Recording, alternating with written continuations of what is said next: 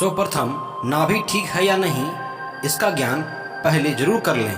ये ठीक है या नहीं यह जानने की पद्धतियाँ खाली पेट पीठ के बल सोकर उंगली अथवा अंगूठे से नाभि स्थल को दबाएं, या यदि हृदय के स्पंदनों जैसा स्पंद सुनाई दे तो समझना चाहिए कि यह चक्र ठीक से काम कर रहा है।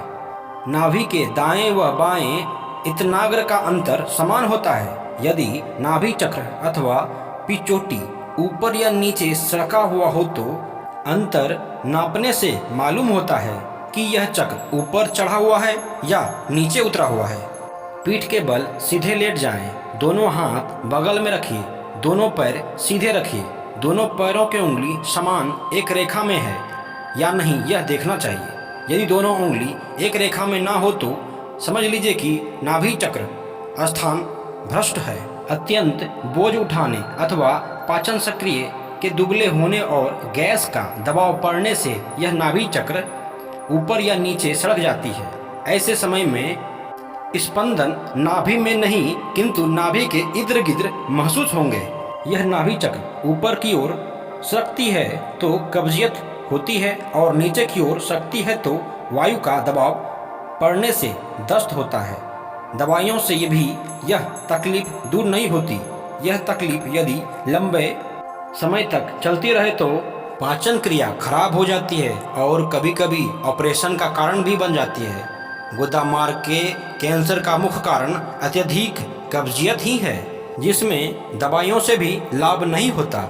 ऐसे उदाहरणों में नाभि चक्र के ऊपर की ओर सरकने की विशेष संभावना है।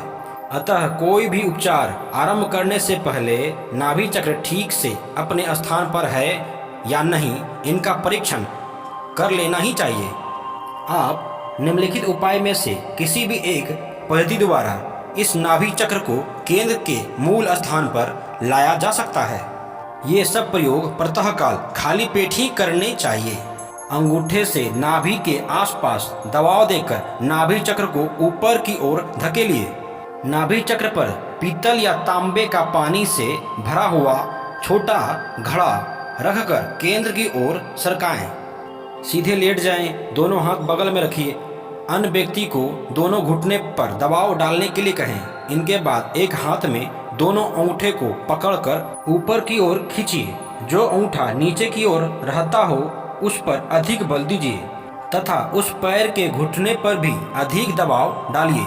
इतना करने पर भी यदि दोनों अंगूठे एक ही रेखा में न आए हो तो पुनः यही क्रिया करें और चित्र को देखें। छोटे से चिरागदार में दिया जलाकर उसे नाभि के ऊपर रखें। उनके ऊपर पीतल या स्टील का गिलास उल्टा रखकर थोड़ा दबाव दीजिए। इससे गिलास की हवा के जल जाने पर अवकाश उत्पन्न होगा तथा नाभि चक्र खिसक कर केंद्र में आएगा।